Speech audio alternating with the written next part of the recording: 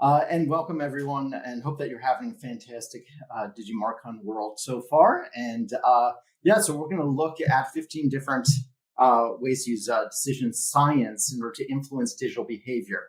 And what I want to do is start off with one of my favorites, which is talking about how emotions play into decision making, and how actually, if you want to improve your website performance, your digital performance, your marketing performance overall, just how critical it is to evoke an emotional response in your audience. Now, the neuroscientist Antonio Damasio ran some really interesting studies where he was looking at people who had damage to the part of the brain that triggers emotions. And so these people were fully functioning adults. If you ran into them, you would never know that anything was wrong with them. If you're working with them, you know everything. You would think that they were perfectly functioning. However, they couldn't feel emotions. And so they couldn't feel angry, they couldn't feel happy, they couldn't feel sad, they couldn't feel excited. And so what he found was they also had an extremely difficult time making any type of decision. Why? Because without emotions, they could not feel strongly enough about one option versus another. And so they would endlessly waffle. Should they purchase product A or product B?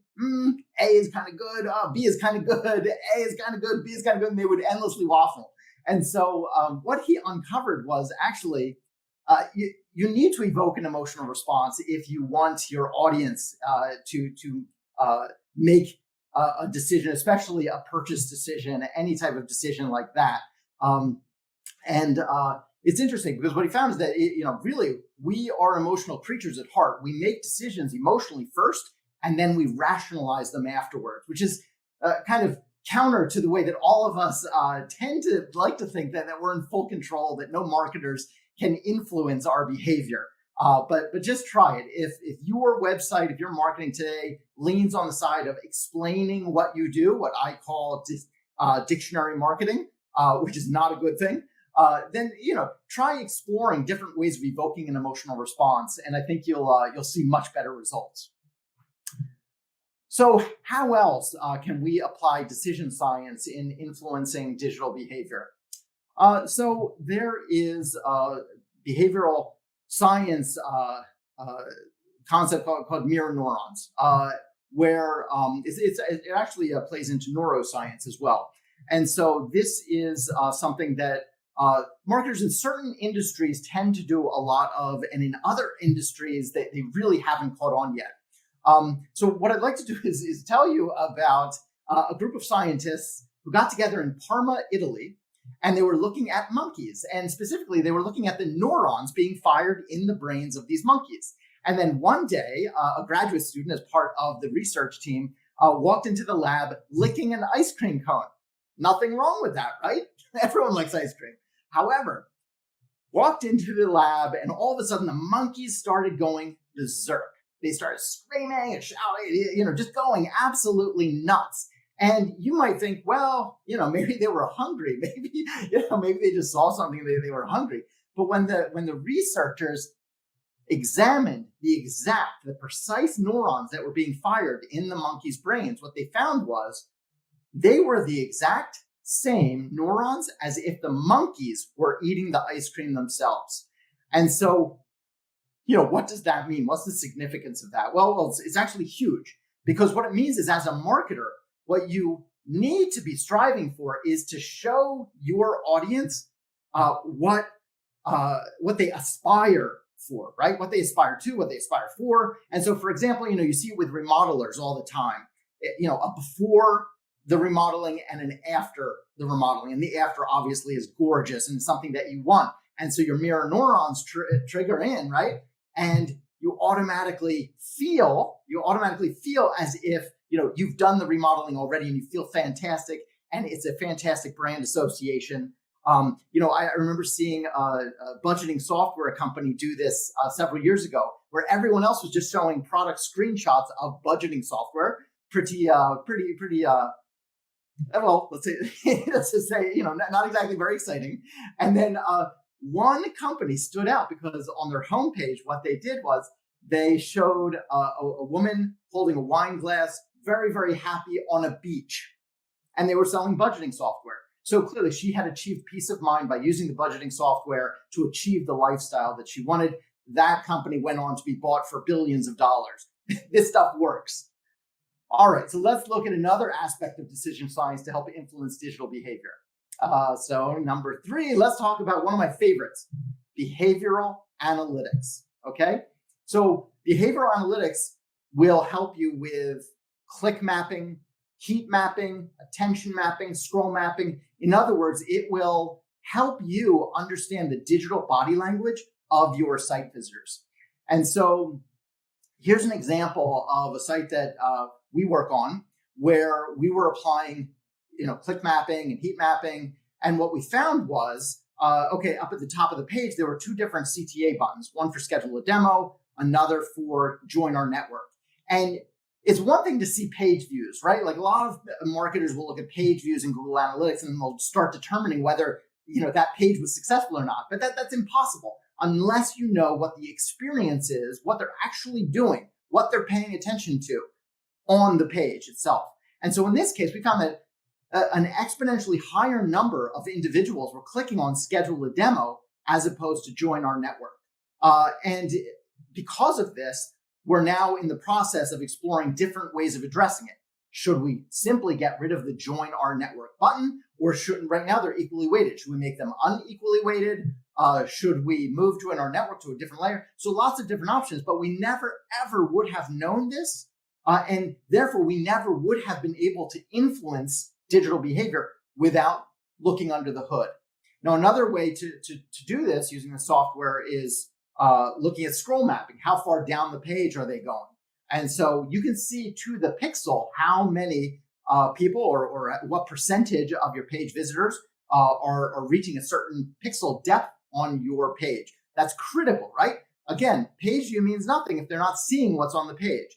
And we ran into this with an enterprise software company where we looked at the most critical page on their website. It was the page that was describing their product suite. They had 3 products within the product suite. Obviously, if someone's not looking at all 3 of those products, it makes it highly unlikely that they're going to make a significant purchase like this, which was not cheap. What we found in applying behavioral analytics was that 47%, so let's say half of the visitors to the product suite page never saw 2/3 of the product suite. They only saw 1 component out of 3. Obviously, that was a disaster. And so we immediately kicked into action, rearranged how these components were described at the top of the page, even changed the top nav. But we never would have been able to influence digital behavior without first understanding what their behavior was to begin with. Another area of behavioral analytics that's really useful is just looking at friction on your site, right? You want to eliminate friction so that the user experience is as seamless and smooth and efficient and intuitive as possible. Now, certain software, and I should say that there are a variety of software packages out there that you can purchase. They're all fantastic.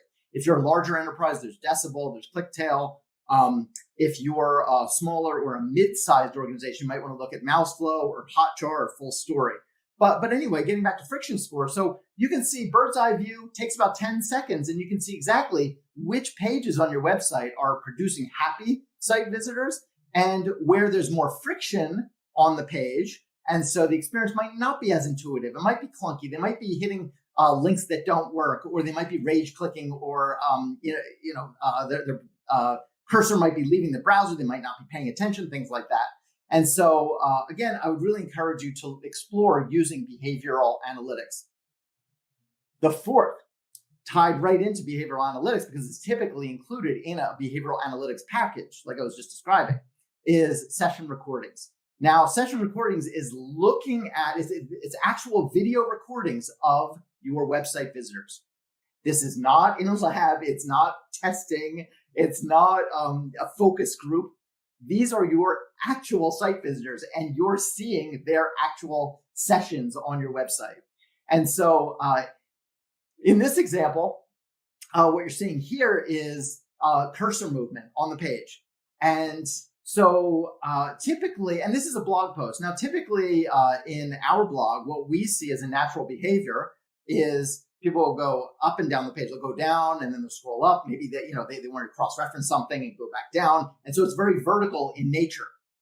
Here you're seeing that the page visitor, the site visitor, was literally going all over the place. They were going horizontally, they were going diagonally, they were going up and down, they were going left to right, right to left, all over the place. And what we uncovered was this was due to increased engagement. Now, where was the increased engagement coming from? Well, what we identified as a pattern throughout our blog was whenever we were embedding a video in the post, there was greater engagement overall. And so, okay, we learned, for our audience, they specifically like videos. They get more engaged with videos. They spend more time on the page with videos. And that's obviously what, something that we like. We see that as a benefit. And so we've been adding more and more videos to our blog. But again, if you want to influence digital behavior, you have to understand the baseline. You have to understand what their digital body language is, their digital behavior is today at the baseline before you understand where you have to optimize, where you have to change things in order to improve your results.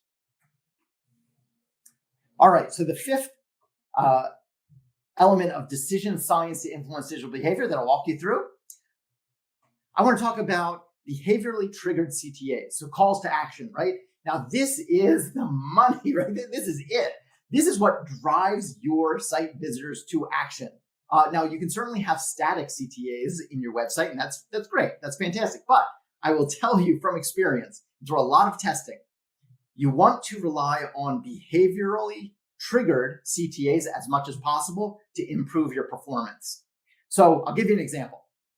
You want to look at what is the digital body language of my site visitor and then marry that up with a CTA that's going to hit them with the exact right message at precisely the right time based on their digital body language. And so in our blog, what we did was we ran a test where we waited until someone would scroll at least a minimum of 70% down the page in one of our blog posts before we would ask them to sign up for our mailing list, right? So in other words, we wouldn't hit them early when they just landed on the page. We waited until they showed that they were really engaged, that they were really liking the content. Our posts are very, very long. So if someone scrolls 70% down the page, we're assuming that they like the content. And it actually worked. And so by marrying the CTA and delivering the CTA message at precisely the time that their digital body language is signaling that they're most receptive, we were able to increase our mailing list conversion rate by 300% just with that one test alone. And so imagine if you're running behaviorally triggered CTAs throughout your website, all that you can achieve. So I'd strongly suggest that you start testing out behaviorally triggered CTAs. And Kenneth, I think I will kick it back to you at this point.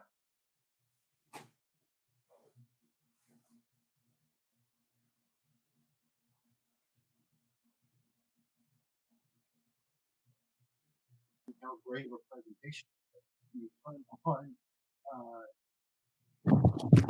Kenneth, I can barely hear you. Microphone. So there I was you are. reading how great of your part of the presentation it was. So now let me turn on Nancy's audio and video. And Tom, I'm going to turn off yours. Nancy, come join us for part 2.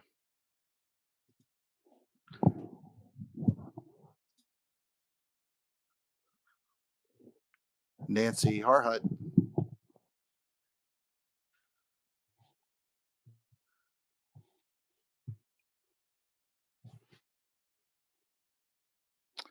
Nancy. Okay, well, if she doesn't show in the next 2 seconds, I'm going to try something real quick in case it was a glitch when I turned hers off earlier. So Nancy, I'm going to move you back to speaker. Nancy, please turn on your audio and video now.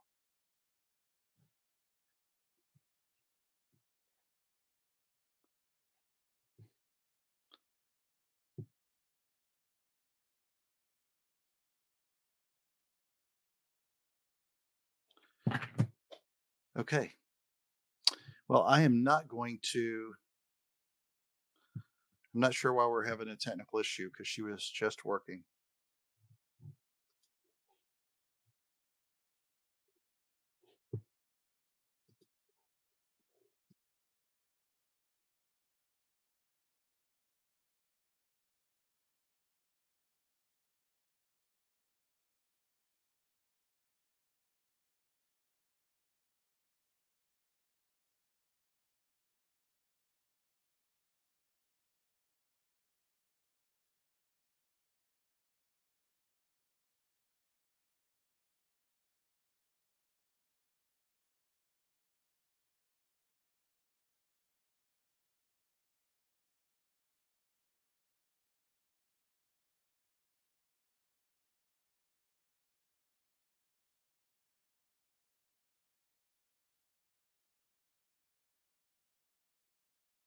but she is coming back in and fixing her video.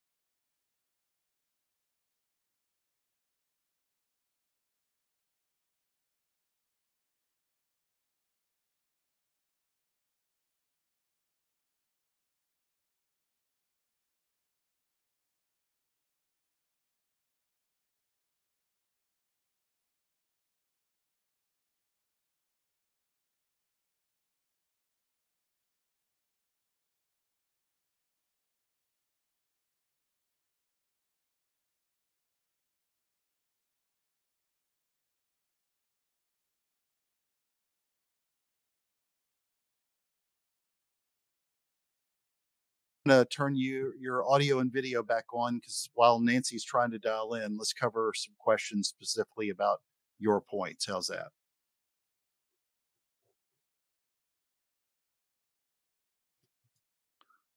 Tom, are you there?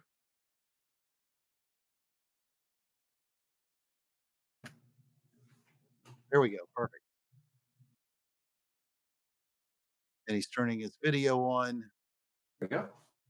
All right, Tom. I'm back. Question from Drew: for websites with a modest amount of traffic, say 10,000 hits a Yeah. month, what kinds of CRO tactics would you generally lean on?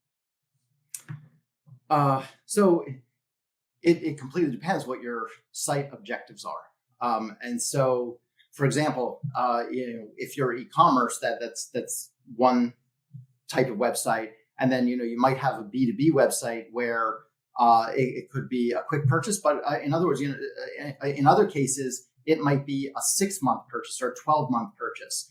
And so it all depends on what your specific site objectives are.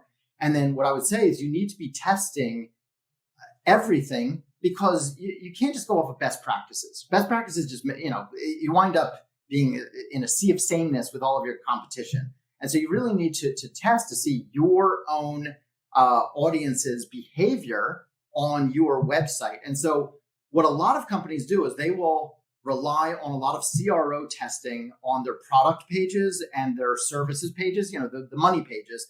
And what we say is, yes, of course you do that, but that's just the starting line. We love testing everything. We love testing even just content, blog posts. And it's something that a lot of companies miss is you can learn a lot about your audience when you start applying A/B testing throughout your entire site, not just your product and service pages. Amen. So another question, because I actually have a slide that's going to cover part of this too, but what are some other examples of behaviorally triggered CTAs that you found to be successful besides scrolling?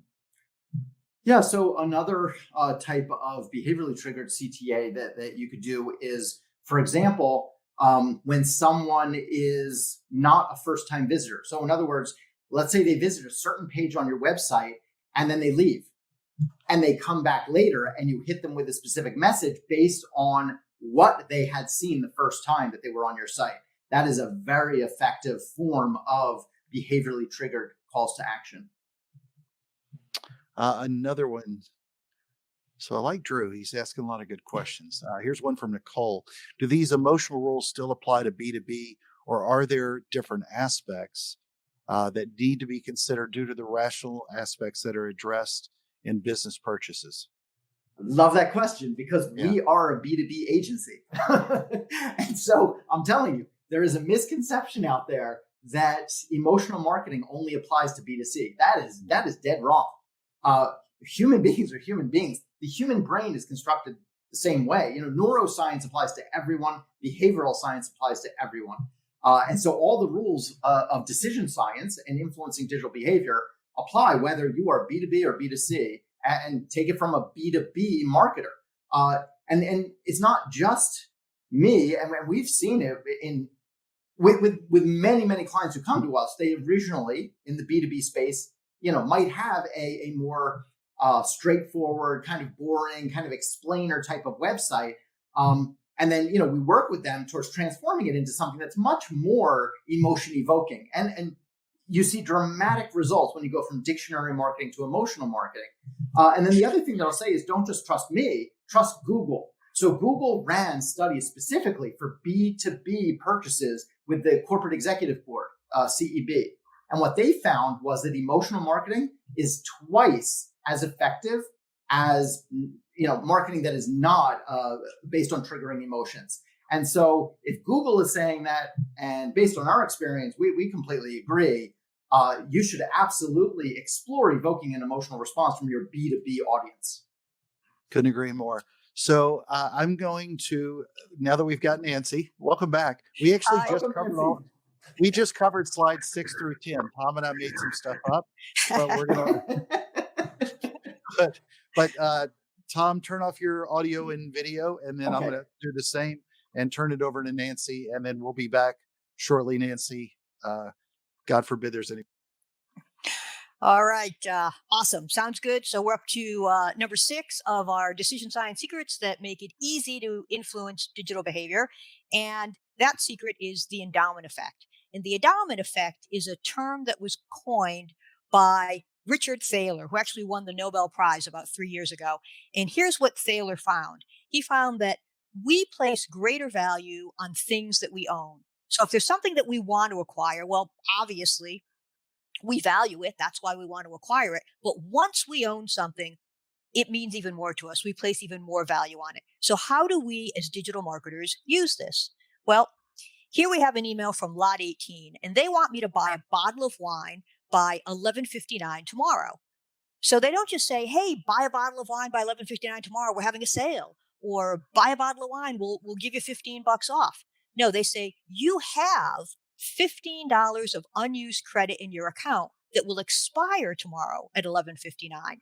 So basically, they're telling me that $15 credit is already mine. It's in my account. But if I don't use it, I'm going to lose it. So it's a very powerful example of the endowment effect. Or here's another example. This is UPS, and they say, hey, our records indicate you haven't taken advantage of your account lately. To keep your registration active, log in. Do nothing, and your registration will expire. And when we see that, we react against it. We say, no, that's my account. I set it up. That's mine. You can't take it away from me.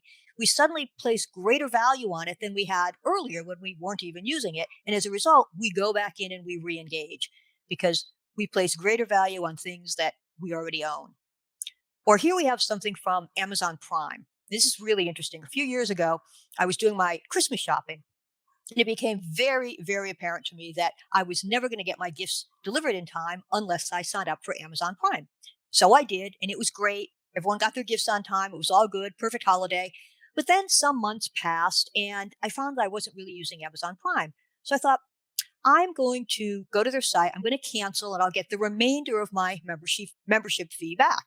So I go to the site, get to the cancellation page, and look at what they ask. They say, when do you want to end your membership? Not when do you want to cancel? When do you want to end your membership? And then they do something really brilliant. They give me 2 choices. I can end now, which is basically what I came there to do, or I could end later, which essentially extended the membership through the original deadline. And I will tell you, I chose end later, and all these years later, I am still an Amazon Prime member. So the endowment effect can be very powerful. So your action item is remind people of what they own. All right, number 7 of our decision science secrets is the motivating uncertainty effect. And in marketing, very often we'll offer somebody a particular reward if they'll just do what we want them to do. And we think that's great. If they know that they'll get this reward, they're more likely to take the action we want. And that does work. It absolutely does. But there's another way to do things. What we can do is we can tap into the motivating uncertainty effect. Researchers at Chinese University in Hong Kong found that people are 68% more likely to perform a task with an uncertain reward. 68% more likely to perform a task with an uncertain reward. So how do we use this in digital marketing? Well, here we have Sephora, and they're inviting people to put on their makeup, take pictures of themselves, and upload those photos for a chance to get featured, for a chance to see your look here. So this is what young people are doing, young women are doing. Now, think about this, though. They're going to upload the photo. They have no idea whether or not they'll be featured, But at this point, they've already purchased and applied the makeup. So it's a win-win for Sephora. Or here we have something from the Gap, and they're using a slot machine motif. And they say you can win 20%, 30%, even 50% off your next purchase. But here's the thing. You needed to bring the email into the store. And of course, once you're in the store, you're touching the merchandise, maybe you're trying something on, much more likely to make a purchase, right? And here we've got restaurant.com, and they're inviting you to spin the wheel to see your deal. Maybe you'll get $4 off your next meal. Maybe you'll get $5. Maybe you'll even get a free meal. You don't know unless you actually spin the wheel. And according to the motivating uncertainty effect, people are more likely to complete the task with an uncertain reward. So your takeaway is make your rewards uncertain. All right, our 8th decision science secret is known as rhyme is reason bias. And this is really interesting. What social scientists have found is people will judge rhyming phrases to be more truthful and more accurate than similar phrases that say the same thing, but that don't rhyme. So here, if anyone remembers the OJ trial, we have, if the glove doesn't fit, you must acquit. It rhymes. People are more likely to believe it than if they had said, if the glove doesn't fit, you must say not guilty, right? Because rhyming phrases are easier for the brain to process, they feel right. And if something feels right, it's not that far of a leap to think that it is right. So phrases that rhyme have a tendency to be more believable, to be thought of as more accurate and more truthful. So how do we use that? Well, think about taglines. Think about slogans, right? We have nationwide is on your side. Not only is it easier to remember because it rhymes, but people believe it more. It seems more truthful. Or here we have Frontier Communications, and one of their headlines on their website says, more go for less dough. Even think about your calls to action, the copy on your button. Don't delay, register today. So what you want to do is you want to make key phrases rhyme. Obviously, we're digital marketers. We're not poets. We can't write everything in iambic pentameter. We can't make everything rhyme. But we want to choose key phrases and make those rhyme. Things like your subject lines, your content titles, your headlines, your button copy, key pieces of real estate. Take advantage of the rhyme is reason bias. Our 9th decision science secret is the Zeigarnik effect. Social scientists have found that human beings are hardwired to finish what we've started. We're hardwired to finish what we've started. We don't like to leave things incomplete. This is why cliffhangers work so well in the media. If anyone was a Game of Thrones fan, you remember last year, we couldn't wait for those final episodes to come out. We all wanted to know what happens next. How is it going to end? Right? Human beings have this hardwired desire to see things through completion. So how do we use the Zeigarnik effect as a digital marketer? Well, maybe you want to use it in one of your loyalty programs. We're all familiar with the punch cards. They can be offline, they can be online in this case. But the idea is if you make 9 purchases, you'll get the 10th for free. And so you can hand somebody a punch card or show them a punch card with 9 blank boxes, or you can show them a punch card with 10 boxes. The first box is pre-checked and the remaining 9 are blank. So in both cases, whether it's 9 blank or 9 blank plus 1 pre-checked, the person still needs to make those 9 purchases. However, researchers at Wharton and the University of Southern California have found that when you pre-check that first box, people are 75% more likely to get the other boxes checked, to take the actions required to get those other boxes checked. We hate to leave things incomplete. And with that first box pre-checked, we feel like it's been started, and that gives us the momentum to finish. Here's another way we can use this principle. This is Snapfish, and they ask, are you ready to finish your photo card? And then they say, you're almost done. Come back and finish your card. Anybody who had gone to their site and started to design a card and then left without fully finishing it and purchasing it got an email like this. And what happens is when you get that email, then it starts to sit in the back of your mind and it starts to nag at you. And you think, I've got to go back and finish that card. I've got to go back and finish that card. I've got to go back and finish that card. And we do that until we can actually cross it off our list and complete it. Well, here we have something from Vistaprint. They're thanking me for registering, and then they're showing me my special offer. You can see I've circled in red there a business card. That is the business card that I had designed when I was on their site. And basically, they're showing it to me saying, hey, you designed it, you wanted to have it, Now just finish what you started and buy it. In fact, we'll give you a discount to help you along, but finish what you started, buy the card. So our takeaway, our action item is leverage the human need to complete. We feel this desire to not leave things unfinished. We feel this desire to complete. Leverage that as a digital marketer.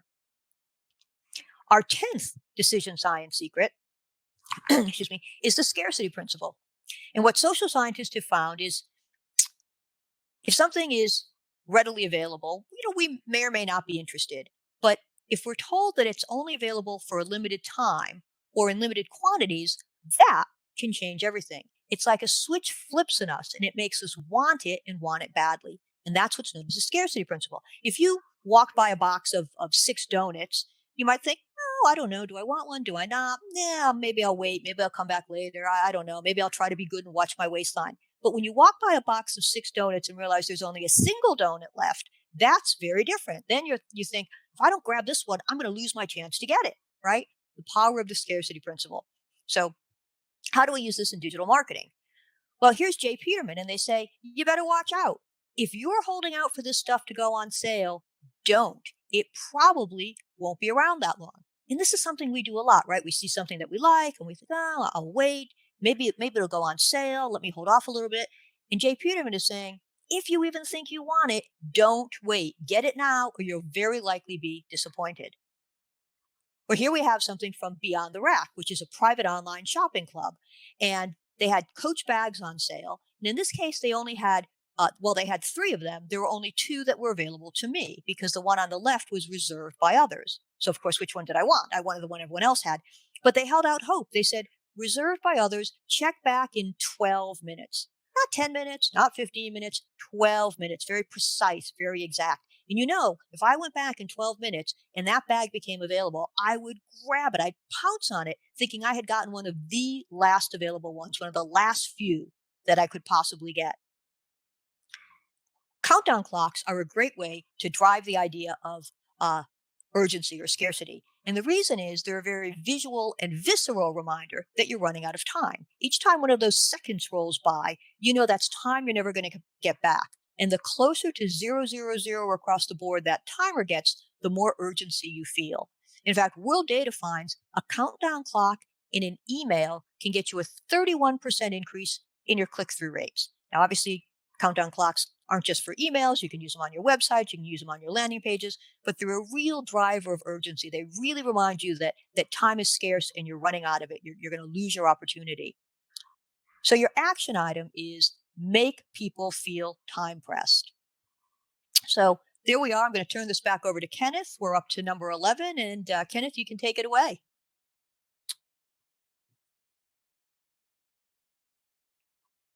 I'm going to get you to turn off your camera. I don't want to touch it.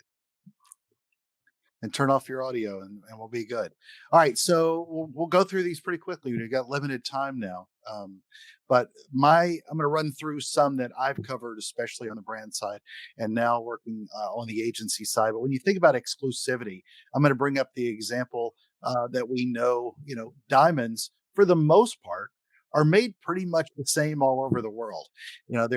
They're heated to about 2,000 degrees Fahrenheit with carbon that's deep in the Earth's crust.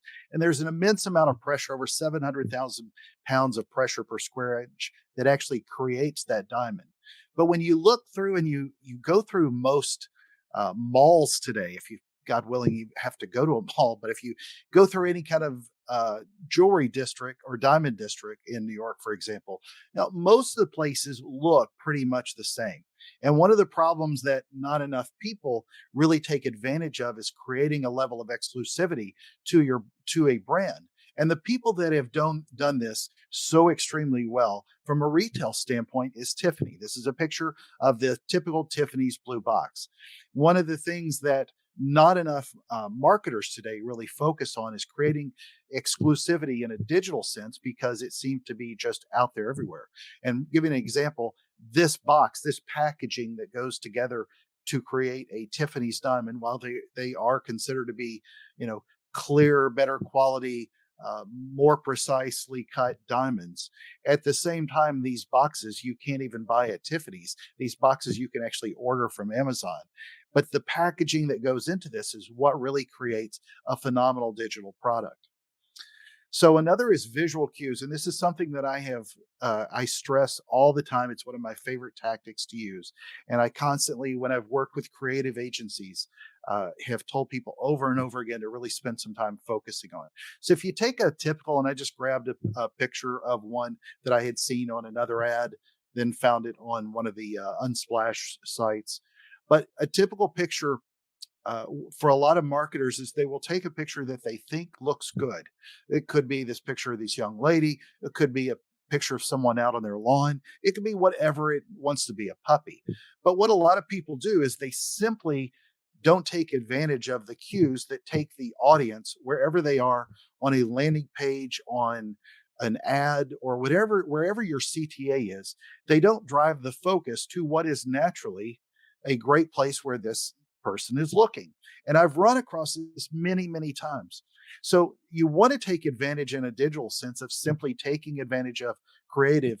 And it may not be that this is this person, this attractive young lady. Maybe it's something that has nothing to do with it. It could be an ugly little dog, but if it's looking in the direction of where your call to action is, drive some attention to where that CTA button is. That can take many forms, but I'm often given, when I've worked on the brand side, I've often been given imagery that didn't always seem to make sense because it was taken by a creative agency or a photographer who didn't have anything to, they were probably a contractor oftentimes for an agency.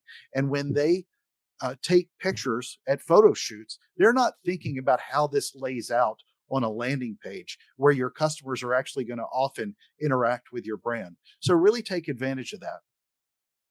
Another is I had to borrow a German scientist like Nancy.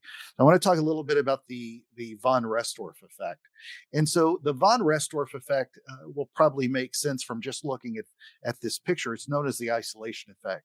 And it basically predicts that when homogeneous stimuli are in the same space, the one that's different from the rest is more likely to be remembered.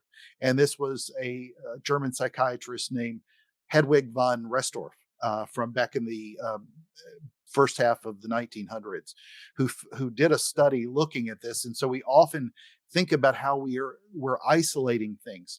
But what typically happens for a lot of digital marketers is it becomes sort of a left choice, right choice. I've kind of borrowed the Matrix theme of the red pill or the blue pill. And what happens all the time, and this happened even at my own company, is a lot of landing pages, for example, are on web pages. So often you look at a brand, the way your brand is shaped or colored, the color scheme that you use, and you make it look pretty that goes with your color scheme. And this is just a random example. I could have given you 50. But all of this, if you're looking at this picture, basically blends in. It's got the company colors for this particular company. And so your register now button, which is down here on the bottom part of that landing page, doesn't stand out. And so if you take landing pages and make your CTAs stand out, whether it's on a landing page or somewhere on your website or on a digital ad, don't be so overly concentrated on whether or not it is the right shade of blue. It could be purple, it could be polka dots. What you're trying to do is drive your customer to look and convert on somewhere on your website, a landing page, an email, whatever it is. And don't get so wrapped up into colors that so often blend in with the rest of your brand on your page. And it is a problem that a lot of people struggle with because they tend to think that everything needs to follow a brand guideline that complements colors only. Next, we're going to talk about recency, and I kind of call this recency plus. So recency plus basically, to me, helps you remember that last call out.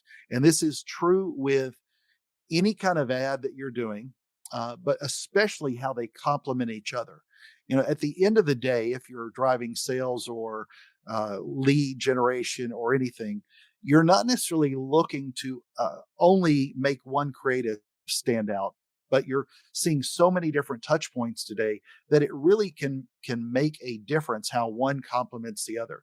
And because we're often in so many siloed efforts, which if you're a large brand, you are probably working with 15 to 20 agencies, multi-billion dollar brand. If you're a small brand, though, this is often something that can become taxing and overlooked. But it's really important to think of how you trigger something that helps them remember that ad in a very busy amount of noise.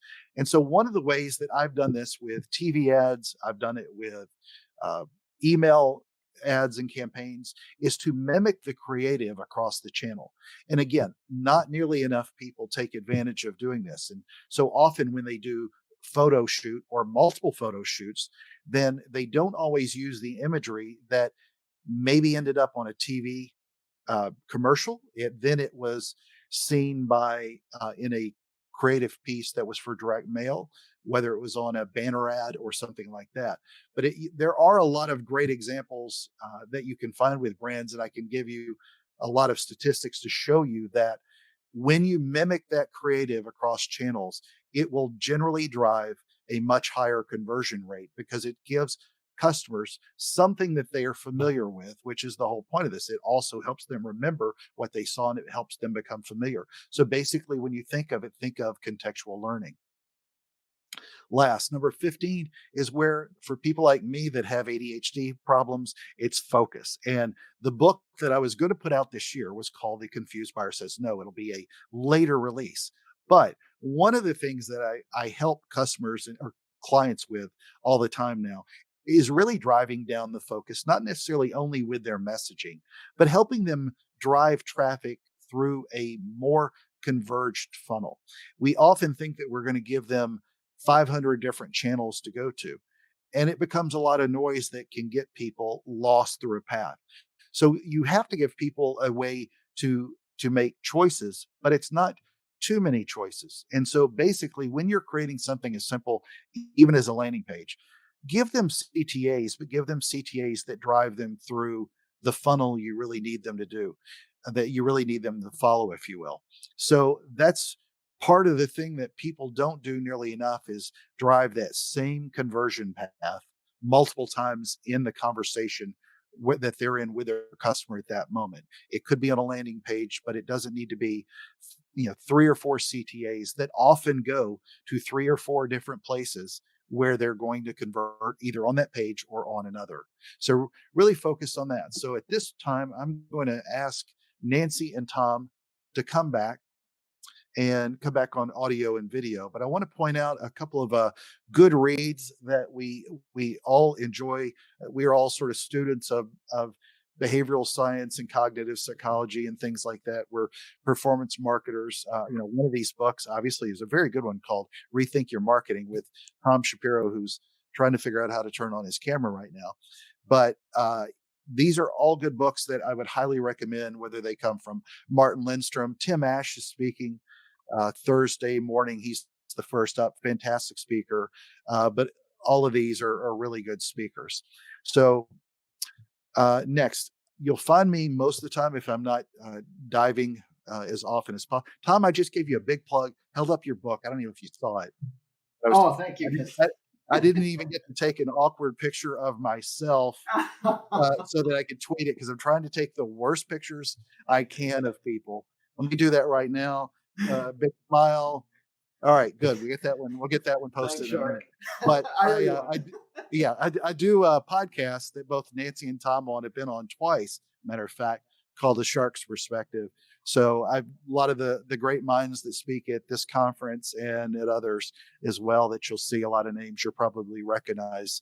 I spent a lot of time diving, and my nickname Shark, which is why you hear them reference me that. So at this point, I'm going to ask if we have any other questions. We covered a couple, and I see one that I wanted to ask. I'm going to throw this out to Nancy. Of your tactics, which is the most impactful that you've seen, and on which channel? Oh wow, that's a really good question. What's your favorite mind voodoo trick, and on which channel do you use it the most? So I think let's take a step back and say that that the techniques are for the most part channel agnostic. You know, human beings have a tendency to rely on decision making shortcuts and decision defaults, and that kind of happens whether they're reading a piece of digital communication, whether they're speaking face to face with somebody, or on the phone, or whether they've got a piece of physical mail in their hand. So channel wise, they work, and they work well across the channels. In terms of which is my favorite. The answer to that is a little bit more nuanced, and it really depends on what it is we're trying to accomplish. So you need to look at your audience, you need to look at what your message is, what your goal is, what's the major reason somebody probably isn't going to do what you want them to do. And then once we know what that is, we start to pull our hypothesis together, and we say, okay, based on that, social proof is going to be the thing that overcomes it, or based on that, the authority principle is going to be the thing that really works, or the scarcity principle. So I don't really have a go-to, like a one size fits all. You really want to choose your decision science secret based on what it is you're trying to accomplish and where you think the pushback is coming from. Tom, how about for you? Real quick, same question. Yeah, I would say using behavioral analytics among the five things that I discussed would be my favorite go-to. And the reason being is, it's one thing to guess at the digital body language of your site visitors, right? But to know the digital body language, to understand where they're encountering friction, to understand exactly how far down they're scrolling on the page, to understand exactly where their attention is and for how long on every element on any page in your site, it's just so invaluable. It just opens your mind up to an entire universe of optimization opportunities that you never, ever would have known otherwise. And so I would say that's probably my favorite. Well, I'll tell you one of Nancy's that we talked about earlier last week. That's my favorite. It's the scarcity principle, which explains toilet paper, Clorox wipes, and other products like that in 2020, which is a dirty word. But of mine, really, I think, believe it or not, it's sort of a complex, a simple answer with a more complex background. It's really simplifying and driving that, because I had this conversation with Scott Brinker not that long ago, the godfather of Martech, and he reminded me how often websites, it's so hard to find out anything about a company by looking at their website.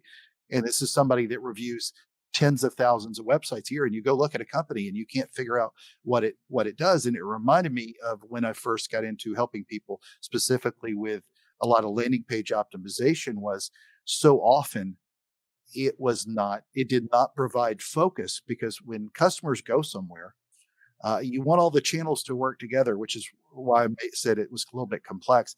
That holistic approach is something that's near and dear to me. But once you get them there, it's really providing them a focus to where they know where to go beyond that, because they don't want to be confused by, I got the red pill or the blue pill. They want options, but you can lead a horse to water, if you will. So, Nancy, tell us where people find out more about you. Absolutely. So there's my email address up on the screen. You can certainly connect with me on Facebook or LinkedIn or Twitter. You can see my Twitter handle there. And if anyone is interested in a free cheat sheet that recaps some of the points I talked about, but also adds in some others we didn't have time for, I'd be happy to send that PDF to anyone who requests it via the email. Just shoot me an email. If you have any follow-up questions, shoot me an email, but would love to connect with people. Thank you. Fantastic. Tom, I used to charge people for cheat sheets in high school, but let's go where people can find out more about you. Sure. So I would say our agency website, stratabeat.com, is a great place to start. Also, as Shark had pointed out, my book, Rethink Your Marketing. So that's available on Amazon. But if anyone would like a free copy, I'm, being an attendee here at DigiMarcon World, would love to send that to you. And so if you want to send me a note on Twitter, or if you want to send me an email, it's tshapiro@stratabeat.com. I'd be happy to send you a copy of the book.